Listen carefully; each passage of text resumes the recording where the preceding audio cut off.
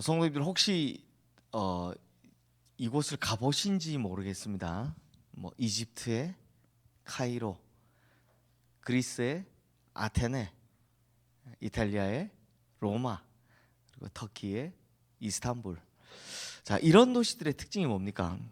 과거에는 엄청나게 찬란하고 아름다운 도시였는데 이제는 유적지라고 불리죠.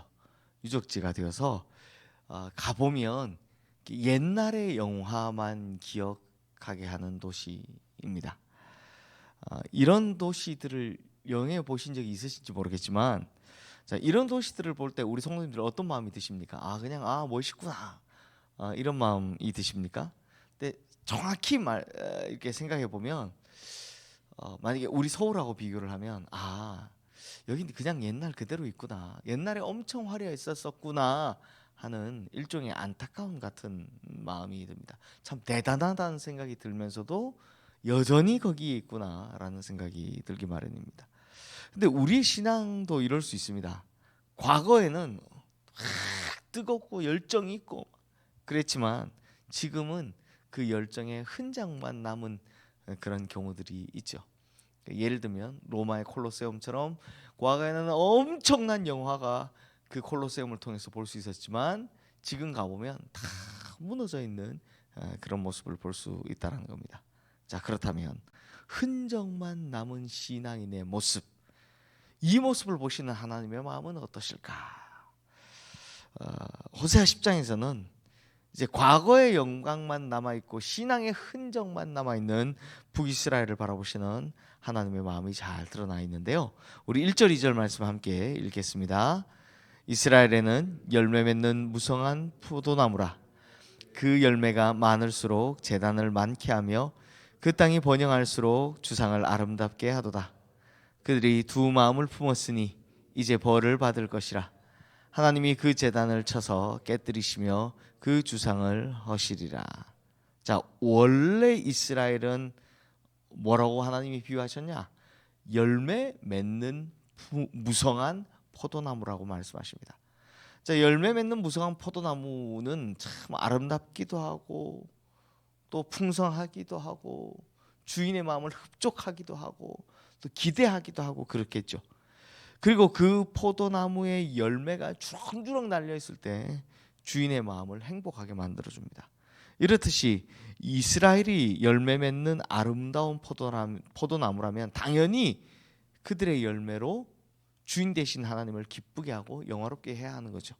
하지만 지금 이스라엘 백성들은요, 뭐라고 합니까? 포도나무의 열매를 많이 맺으면 많이 맺을수록 제단을 만들고 주상을 만든다라고 합니다. 이제 여기서 제단은 이제 우상을 섬기는 제단이고, 주상은 뭐 예를 들면 바알 형상을 한 우상 같은 이 우상을 말하는 겁니다. 그러니까 어떻게 이럴 수 있었을까? 이스라엘 백성들에게 하나님께서 열매를 맺게 하셨는데 어떻게 그 열매 들고 우상에게 바알에게 달려갈 수 있었을까? 왜냐하면 이 대표적으로 바알로 이야기하면 바알 혹은 뭐 금송아지는 다 물질의 탐욕을 반영하는 우상이기 때문입니다. 혹은 육체적 그 정욕을 반영하는 우상이었기 때문입니다. 예를 들면 이런 건 말이죠. 많이 가지면 가질수록 이 정도 하면 됐다가 안 된다라는 겁니다. 더 가지고 싶고, 많이 누리면 누릴수록 그래 이 정도 하면 됐지가 안 된다라는 겁니다. 더 많이 누리고 싶다라는 겁니다. 그런 이스라엘 백성들의 탐욕이 고스란히 그 바알 신앙에 그대로 투영되었기 때문이다라는 겁니다. 특히나 여로보암 2세 시절에 하나님께서 부어주신 축복들 있죠. 특히 물질의 축복들을 이걸 받아 누리니까 주체하지를 못하는 겁니다. 열매를 많이 맺는 포도나무처럼 엄청난 부를 누리고 있지만 그럼에도 그것으로 만족하지를 못하더라라는 겁니다. 더 많은 걸 가지기를 원했고 그럼에도 불구하고 더 많은 걸 누리기를 원했다라는 겁니다. 그러다 보니 하나님께서 이런 이스라엘 백성들을 보고 뭐라고 말씀하시냐? 두 마음 가진 자라고 말씀하시는 겁니다. 이게 무슨 말이냐? 껍데기는 경건을 무장한 하나님의 백성인데 속은 탐욕스러운 그 바알의 자식들로 살고 있는 자들이더라 라는 이야기입니다. 그러니까 몸은 어디 와 있습니까? 교회 같은데 성전에 와 있으나 마음은 바알에게로 달려가는 자들이더라라는 겁니다. 이런 이중성을 가진 자가 이제 호세아서 후반에 계속 이제 나오는데요. 하나님께서는 두 마음 품은 자라고 말씀하시는 겁니다.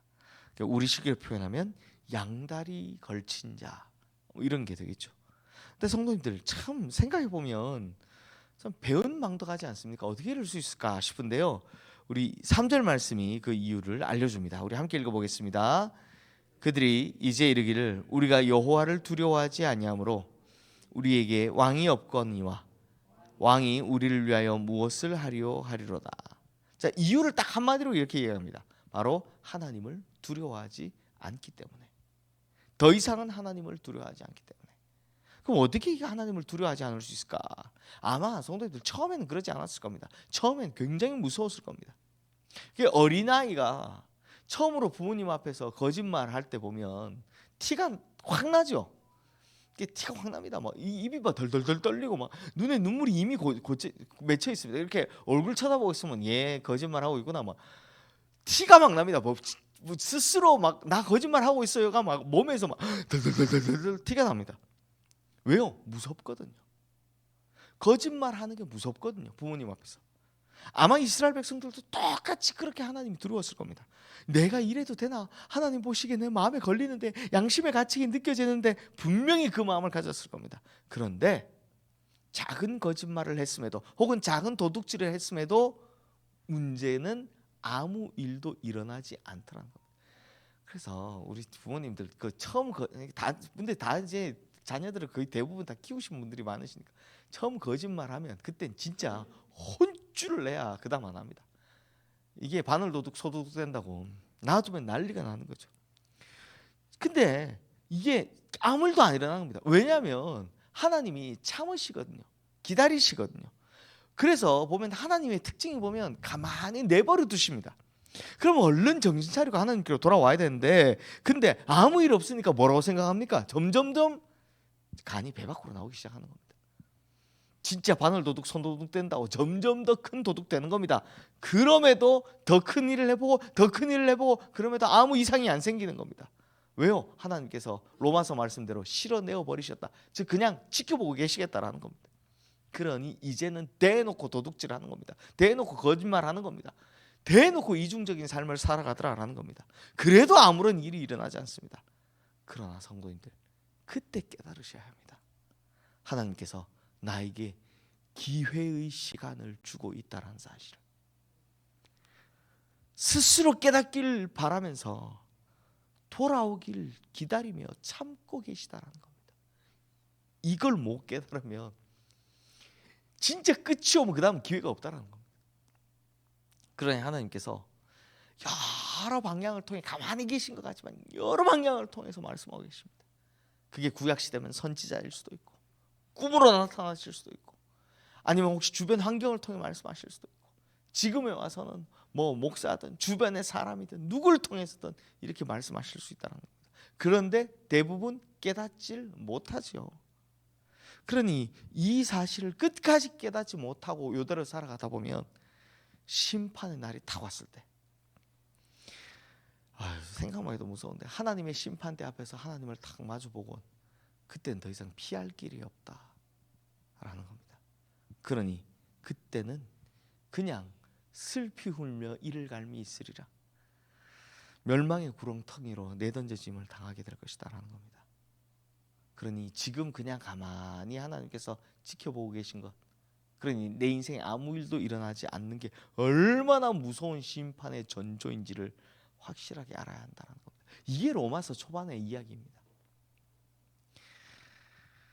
성도님들, 심판에 지금 하나님께서 나를 가만히 내버려 두시는 게 참고 기다리심도 있지만 반대로 이야기하면 이미 유기의 심판, 내어버림의 심판에 들어갔다라는 겁니다. 그러다 심판의 날이 오면 그때 한 번에 끝나는 심판은요 더 이상 기회가 주어지지 않는 영원한 심판이라는 거죠. 이 무서움을 이스라엘 백성들이 알았어야 하는데 마찬가지로 우리도 알아야 하는데 저도 이 설교 쓰면서 좀 너무너무 떨리더라고요. 난 나도 그냥 익숙해져서 그게 죄인지도 모르고 살아가고 있는 게 있지는 않을까. 그리고 이런 이중성을 가진 사람들을 향한 하나님의 애통함이 5절 말씀에 잘 드러납니다. 우리 함께 읽어보겠습니다. 사마리아 주민이 베다웬의 송아지로 말미암아 두려워할 것이라. 그 백성이 슬퍼하며 그것을 기뻐하던 제사장들도 슬퍼하리니 이는 그의 영광이 떠나감이며. 자, 성도님들, 여기 보면 베다웬의 송아지라는 말이 나옵니다. 이 베다웬은 어딜까? 갑자기 우리가 좀 낯선, 성경에서 좀 낯선 지명이 툭 튀어나오죠. 베다웬이 어디냐? 바로 베델입니다. 베델. 북이스라엘을 창건했던 여로보암 1세가, 이게 제가 이 역사를 잘 알고 계셔야 되는데, 여로보암 1세가 뭐가 문제였습니까? 딱 국경을 긋고 나니까, 네, 성전, 우리 기억하시네요. 성전이 예루살렘 남유다에 있는 겁니다. 그러니까 이게 뭐 3대 명절마다 남자들은 다 성전에 가야 되니까 그게 난리가 났죠. 내려가지를 못하니까. 그래서 대신 만든 게 어디 있습니까? 베델과, 제일 남쪽에 있던 베델과 제일 북쪽에 있던 단에다가 금송아지를 만들어 놓고, 이게 너희를 구원해낸, 이집트에서 구원해낸 여호와 하나님이니까 앞으로 여기 와서 제사 지내라 라고 하면서, 레위인도 다 밑에 남아 있으니까, 예루살렘에 남아 있으니까 아무나 그냥 막 찍어가지고 막 제사장을 시키고 이랬었습니다. 그때부터 북이스라엘은 뭐가 있냐?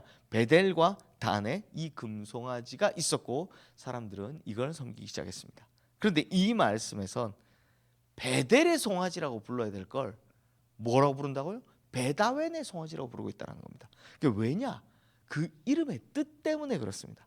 성도님들, 베델 우리 잘 아시죠? 베델. 옛날 뭐 베델 성서 공부, 뭐 성경반 하신 분 계실 텐데, 그 베델 뜻이 뭡니까?